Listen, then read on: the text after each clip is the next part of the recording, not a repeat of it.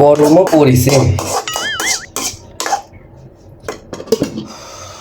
এই গরমের মধ্যে কাম কাজ।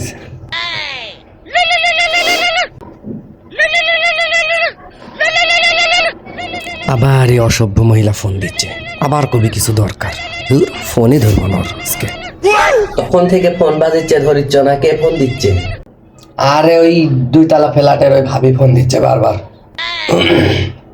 অসভ্য একটা মহিলা। ফোন রিসিভ করলে পারে ভাবি লবণ আছে, হলুদ আছে, এই আছে, সেই আছে, ওইসব লেয় আর পরে আর দেয় না। ফোন ধরা লাগবে। ফোনটা ধরো, কোন আপদ বিপদও তো হইতে পারে। এখন এক কারণে ফোন ধরবে না, মানুষের তো বিপদও একটা হইতে পারে। মানুষের বইয়ের উপর দরদ একবার উঠলে উঠিচ্ছে। গোলাম গুন্ডিকার।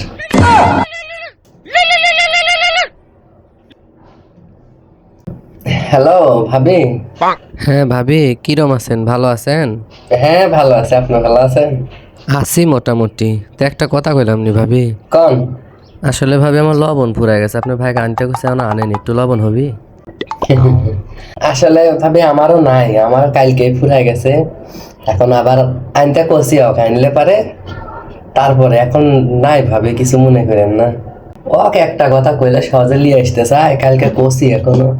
কিরে, আমার লবণের বয়ম ঘুমটি গেল। এই যে ভাবি, এইলেন লবণ। আরে ভাই, আপনি তো ভাবি যে কইলা লবণ নাই, পুরাই গেছিল। আমির কালকে রাইতে লিয়েছুন, আপনার ভাবি দেখেনি, এর লেগে হয়তো বা কষে নাই। সমস্যা না, এখন থেকে আপনার যখন যেটা লাগে আপনি খালি আমাকে কবেন। আচ্ছা ভাই, ঠিক আছে, ধন্যবাদ।